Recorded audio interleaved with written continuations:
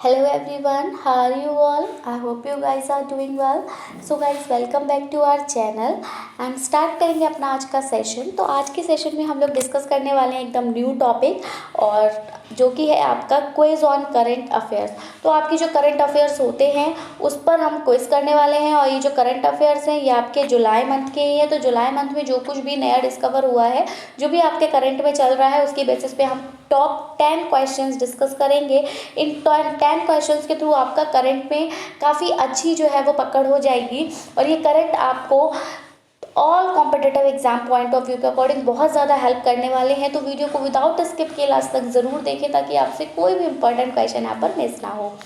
And one more thing, अगर अभी तक आपने हमारे चैनल को सब्सक्राइब नहीं किया है या फिर आप हमारे चैनल पर नए हैं तो ऐसी ही इंपॉर्टेंट अपडेट्स पाने के लिए चैनल को सब्सक्राइब करें और बेल आइकन को प्रेस करना बिल्कुल ना भूलें ताकि हम अपनी जब भी कोई न्यू वीडियो अपलोड करें तो नोटिफिकेशन सबसे पहले आपको मिले। तो चलिए स्टार्ट करेंगे क्वेश्चन नंबर फर्स्ट के साथ। और सेशन का फर्स्ट क्वेश्चन है, हाल ही में खोजी गई हसारियस मुंबई किस प्रजाति से संबंधित है। तो अभी रिसेंटली ये हसारियस मुंबई कुछ खोजा गया है, तो ये इनमें से किस प्रजाति से संबंधित है, मकड़ी से, सांप से, कछुआ से या बिल्ली से। तो अगर हम इस हसारियस मुंबई की बात करें तो सबसे पहले जानते हैं कि ये खोजी कहाँ गई थी। तो इसकी खोजने की अगर हम बात करें तो आपका मुंबई के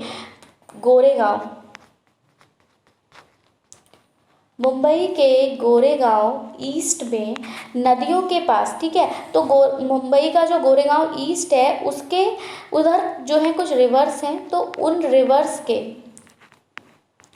रिवर्स के पास क्या पाई जाती हैं, रॉक्स पाई जाती हैं। तो उन रिवर्स के पास चट्टाने हैं, रॉक्स हैं, वहाँ पर ये हसारियस मुंबई जो है वो पाया गया था। इससे पहले और 2 प्रजातियाँ आई हैं इसी की, ठीक है, जिसमें एक प्रजाति जो पहली प्रजाति थी उसका नाम था एच एडासोनी।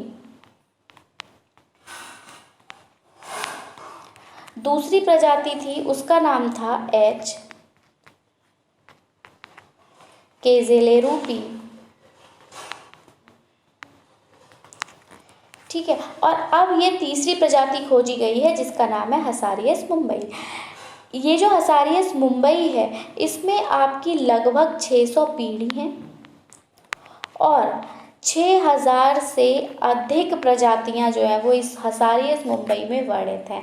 अब बात आती है, ये हमने इम्पॉर्टेंट कुछ एक्स्ट्रा इन्फॉर्मेशन जानी हसारियस मुंबई के बारे में, लेकिन अब हम ये जानेंगे कि ये जो हसारियस मुंबई है एक्चुअली में किस प्रजाति से संबंधित है। तो ये जो हसारियस मुंबई है ये एक जंपिंग स्पाइडर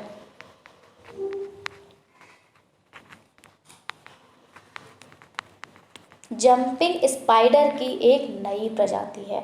तो हमारा यहाँ पर जो करेक्ट आंसर जाएगा that goes with option number A, that is मकड़ी। आई होप आपका आंसर क्लियर हुआ होगा। आगे बढ़ेंगे, देखेंगे सेशन का नेक्स्ट क्वेश्चन।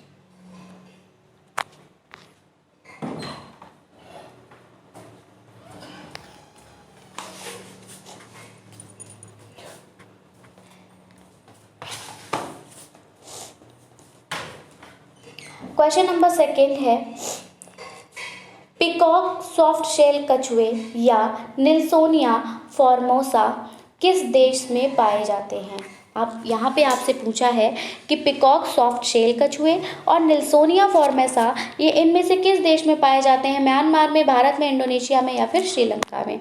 तो देखिए, ये जो पिकॉक सॉफ्ट शेल कछुए हैं ये आपके म्यांमार में पाए जाते हैं। कहाँ पाए जाते हैं, म्यांमार में पाए जाते हैं। और म्यांमार में बर्मी है, ठीक है। तो म्यांमार में बर्मी मोर सॉफ्ट शेल कछुए जो कि बहुत गंभीर रूप से कैसे हैं, लुप्त प्राय हैं, मतलब लुप्त होने की कगार पे हैं, उन्होंने सफलतापूर्वक अंडे दिए हैं, ठीक है। और हाल ही में ये देखा गया है कि इंदावगी झील हाल ही में देखा है, इंदावगी झील में अपनी यात्रा शुरू की है किसने, पिकॉक सॉफ्ट शेल कछुए यानी मोर सॉफ्ट शेल कछुए ने। निल्सोनिया फॉर्मेसा की अगर बात करें तो ये जो निल्सोना फॉर्मेसिया है, फॉर्मेसा के नाम से भी इसको जाना जाता है। कछुआ सेम ही है ये, इसके नाम दो है, पिकॉक सॉफ्टशेल या फिर निल्सोनिया फॉर्मेसा। और ऐसे कछुए सिर्फ म्यांमार में पाए जाते हैं और ये निल्सोनिया जीनस की 5 प्रजातियों में से एक है। तो ये निल्सोनिया जीनस की 5 प्रजातियां हैं, उन 5 प्रजातियों में से एक है ये कौन सा, पिकॉक सॉफ्टशेल कछुए। क्लियर, आगे बढ़ेंगे। नेक्स्ट क्वेश्चन है, किस देश ने यूक्रेन को 74 मिलियन अमेरिकी डॉलर के सहायता पैकेज की घोषणा की? इंडोनेशिया ने, ऑस्ट्रेलिया ने, न्यूजीलैंड ने या फिर यूएस? तो किसने किया है? तो देखिए, सबसे पहली बात अगर हम करें यूक्रेन की, ठीक है, तो यहाँ पर हम जानेंगे कि यूक्रेन जो है, यूक्रेन के सबसे बड़े गैर नाटो योगदानकर्ताओं में से एक ऑस्ट्रेलिया ने यूक्रेन को नए 74 मिलियन अमेरिकी डॉलर सहायता पैकेज की जो है वो घोषणा की है। तो यहाँ आंसर क्या आ रहा है आपका, ऑस्ट्रेलिया। और ये जो पैसा है, ये पैसा नए सैन्य वाहन, ये पैसा किस लिए है, तो ये पैसा जो है वो नए सैन्य वाहन और तोपखाने, गोला बारूद उपलब्ध कराने में खर्च किया जाएगा। लेकिन मानवीय ज़रूरतों के लिए भी धन भेजा जा रहा है और ऑस्ट्रेलिया अगले 12 महीने में, ऑस्ट्रेलिया अगले 12 महीने के लिए यूक्रेन से आयातित वस्तुओं के लिए शुल्क मुक्त पहुंच का विस्तार भी करेगा। क्लियर, तो यहाँ हमारा करेक्ट आंसर है option number B, that is Australia. Next, move towards our next question and it is, किस देश को UNGA सुरक्षा परिषद बाल और सशस्त्र संघर्ष रिपोर्ट से हटा दिया गया है? अब इनमें से कोई एक देश है, इंडोनेशिया, भारत, श्रीलंका या अफगानिस्तान, जिसको कि UNGA सुरक्षा परिषद बाल और सशस्त्र संघर्ष रिपोर्ट से जो है वो हटा दिया गया है। तो देखिए 2010 में, कब की बात है, तो 2010 की बात है। 2010 से भारत को बच्चों और सशस्त्र संघर्ष पर महासचिव की रिपोर्ट में बुर्किना फासो, ठीक है, याद रखिएगा, बुर्किना फासो, दूसरा है आपका कैमरून,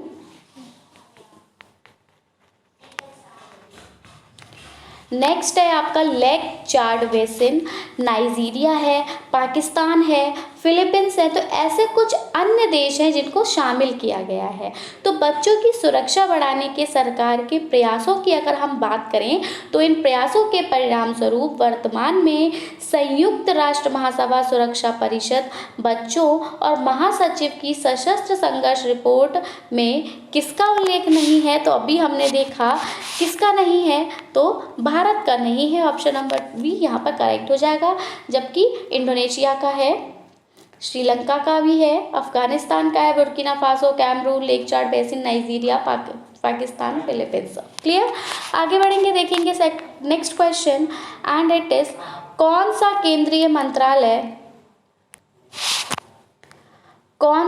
केंद्रीय मंत्रालय यूरिया सब्सिडी योजना से जुड़ा है?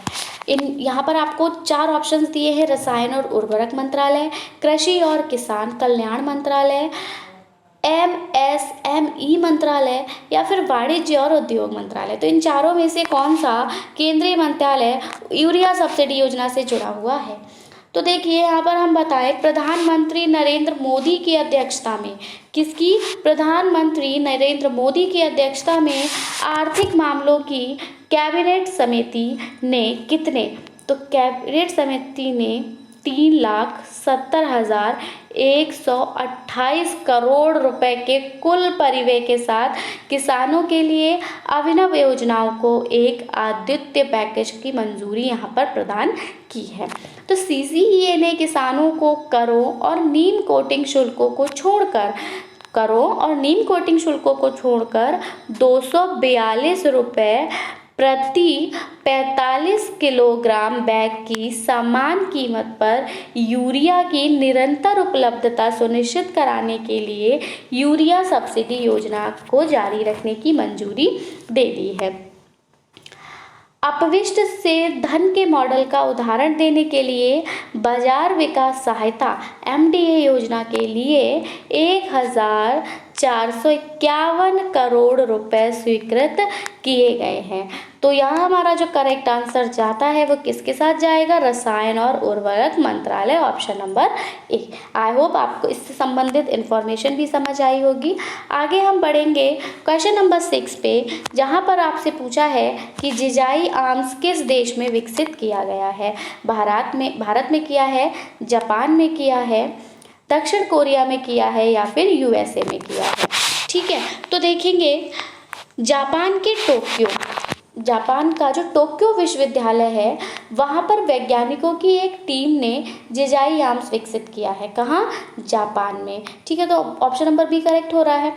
यहाँ पर भी टोक्यो यूनिवर्सिटी, ठीक है, टोक्यो विश्वविद्यालय में वैज्ञानिकों की एक टीम ने जिजाई आर्म्स विकसित किया है, जिसका नाम एक जापानी शब्द के नाम पर ही रखा गया है, जो स्वायत्ता और व्यक्तिगत स्वतंत्रता, मतलब सेल्फ डिपेंडेंसी और स्वायत्ता को जो है वो दर्शाता है। और मनुष्य मशीन संबंध बनाने के लिए हाथ को मनुष्य के शरीर से जो है वो यहाँ पर जोड़ा जा सकता है। और ऐसा भी कहा जाता है कि यह तकनीक द आर्म नामक अर्ध डरावनी पारंपरिक जापानी कहानी से जो है वो प्रेरणा लेती है।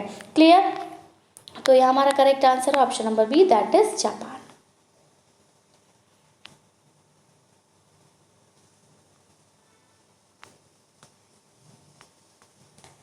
चलिए, नेक्स्ट है आपका, इस्लाम में किस त्योहार को बलिदान का त्योहार भी कहा जाता है?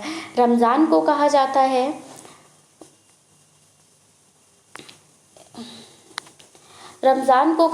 है, मुहर्रम को कहा जाता है, बकरीद को कहा जाता है या अराफात को कहा जाता है? बहुत इजी सा क्वेश्चन है जो मैं यहाँ लेकर आई हूँ। तो यहाँ पर अगर हम बात करें, कुर्बानी का त्योहार ईद उल अजहा है। क्या है? ईद उल अजहा। तो कुर्बानी का त्यौहार ईद उल अजहा है या बकरीद है, तो देश के विभिन्न हिस्सों में जो है उसको मनाया जा रहा है। और यह एक महत्वपूर्ण मुस्लिम त्यौहार है जिसे दुनिया भर में अरबों लोग मनाते हैं। इस त्यौहार के दौरान मुस्लिम धर्म के लोग एक साथ प्रार्थना करने के लिए, यानी नमाज पढ़ने के लिए या फिर सलाह करने के लिए एकजुट होते हैं, और इसे मुसलमानों का दूसरा प्रमुख त्यौहार होने का गौरव जो है वो प्राप्त है। Question number 8 says that world mining Congress 2023 का मेजबान देश कौन सा होगा? भारत होगा, ऑस्ट्रेलिया होगा, कनाडा होगा या फिर जापान होगा? तो कोयला सचिव कौन है? कोयला सचिव हैं आपके अमृत लाल मीना। कौन है कोयला सचिव? अमृत लाल मीना है। तो कोयला सचिव अमृत लाल मीना ने ऑस्ट्रेलिया के, कहाँ के? ऑस्ट्रेलिया के ब्रिस्बेन में वर्ल्ड माइनिंग कांग्रेस WMC 2023 में NLC इंडिया लिमिटेड, NLCIL कोल इंडिया लिमिटेड CIL और NMDC की विशेषता वाले भारतीय मंडप का जो है वो उद्घाटन किया है। किस किस का किया है एक बार देख लेंगे। NLCIL, ठीक है, दूसरा है आपका सिर्फ CIL और तीसरा है आपका NMDC। तो इनकी विशेषता वाले भारतीय मंडप का उद्घाटन किया।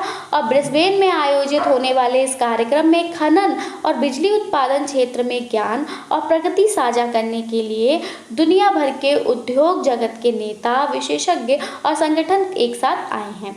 ठीक है, आगे बढ़ेंगे अगले क्वेश्चन की तरफ। ऑप्शन नंबर यहाँ पर करेक्ट हो जाएगा आपका ऑस्ट्रेलिया। नेक्स्ट है, कौन सा राज्य केंद्र शासित प्रदेश एक एकामरा परियोजना से जुड़ा है? कौन सा जुड़ा है? पश्चिम बंगाल, ओडिशा, बिहार या फिर गुजरात? तो देखिए, अगर हम बात करें तो यहाँ पर आपके ओडिशा के जो मुख्यमंत्री हैं उनका नाम क्या है? तो ओडिशा के जो मुख्यमंत्री हैं उनका नाम है नवीन पटनायक। ठीक है, तो ओडिशा के मुख्यमंत्री नवीन पटनायक ने क्या किया? 280 करोड़ रुपए 280 करोड़ रुपए की एकामरा परियोजना शुरू की। और इसका जो उद्देश्य था वो ये था कि जितने भी हमारे पुराने टेम्पल्स हैं, यानी हम कह सकते हैं कि जो ओल्ड टेम्पल्स हैं यानी पुराने मंदिर हैं, उनके विकास के लिए उनकी सरकार की प्रतिबद्धता के हिस्से के रूप में भुवनेश्वर में 11वीं शताब्दी के लिंगराज मंदिर, जो भुवनेश्वर में आपका 11वीं शताब्दी का लिंगराज मंदिर है, मंदिर के परिवेश को जो था बढ़ाना उनका उद्देश्य था। ठीक है, अब 2019 में लॉन्च की गई ये एकामरा योजना एकामरा क्षेत्र भुवनेश्वर का प्राचीन नाम में ऐतिहासिक भगवान शिव मंदिर के आसपास की लगभग 80 एकड़ भूमि को पुनर्जीवित करने पर केंद्रित है। क्लियर है? नेक्स्ट देखेंगे question number 10 and it's the last question for our session also. कौन सा भारतीय सशस्त्र बल तरंग शक्ति बहुराष्ट्रीय हवाई अभ्यास का मेजबान है? भारतीय सेना है, भारतीय नौसेना है, भारतीय वायुसेना है, भारतीय तटरक्षक है।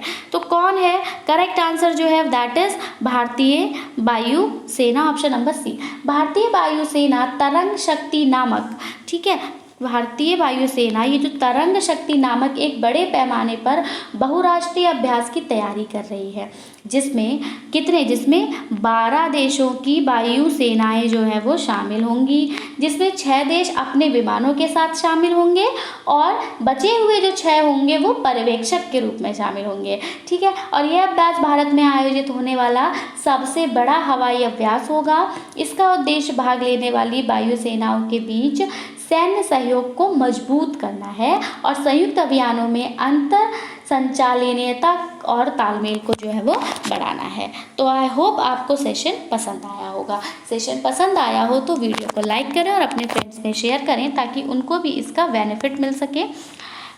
सो that's it from my side. मिलेंगे हम अपनी एक नई वीडियो के साथ। Till then take care and bye bye, and if you have any query you can ask in the comment section. So that's it. Thanks for watching. Thanks. Have a nice day.